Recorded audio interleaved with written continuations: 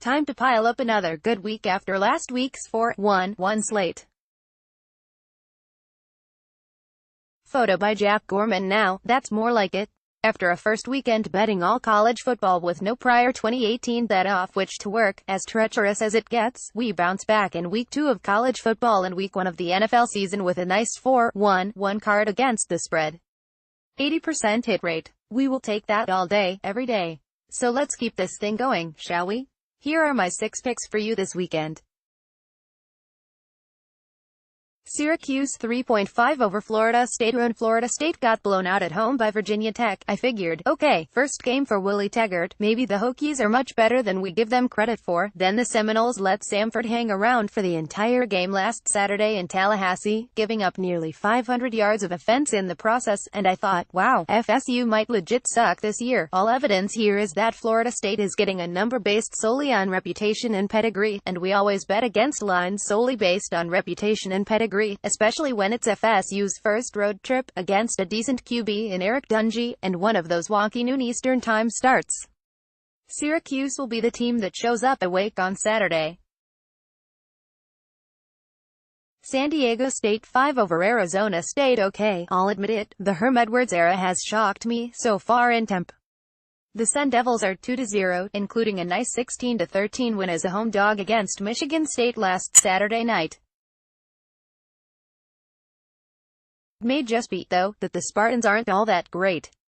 Week 1, they barely beat Utah State at home. Now the Sun Devils go on the road as the hunted, a 5-point favorite, over a San Diego State team that is well coached and played Stanford tougher than the 31-10 score would indicate in Week 1. Take the points here. Herm is gonna Herm at some point.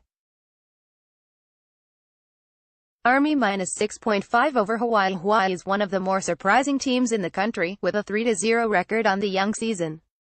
However, there is a concept in betting called negative body clock, usually used for a Pacific Coast team playing an early game out east, where a noon kick feels like 9 a.m. to the team from out west. Well, this is a noon Eastern kick for a team from Hawaii, so it will feel like 6 a.m. Dealing with Army's option attack at 6 a.m. Body time is suboptimal.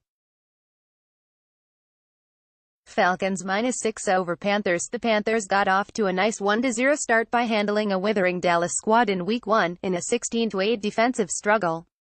That's all well and good, but the Falcons are a different animal offensively.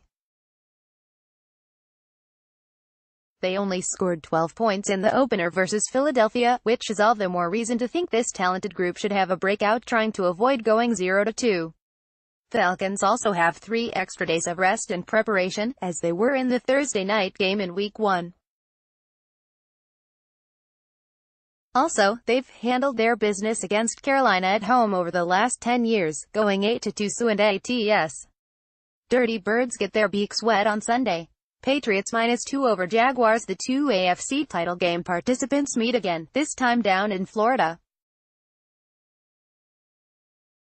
The Patriots really surprised me in Week 1 with their pass rush against the Texans, although with 2 green tackles and Deshaun Watson holding on to the ball like it was made of platinum, some of that pass rush may have been due to the Pats' opponent. Nevertheless, after going against Deshaun Watson in Week 1, going against Blake Bortles should feel as easy as a color by numbers, especially if Leonard Fournette is hindered, which he should be, with a hamstring injury.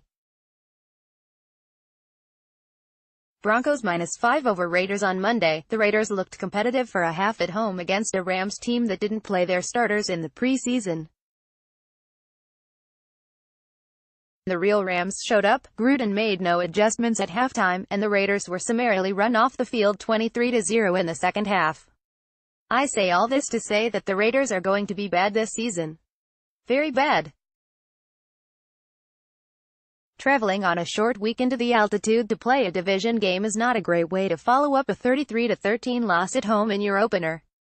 Oh well. Last week, 4-1 season record, 6-5-1, 54.5%. Listen to Sean Pendergast on Sports Radio 610 from 2 to 6 p.m. weekdays.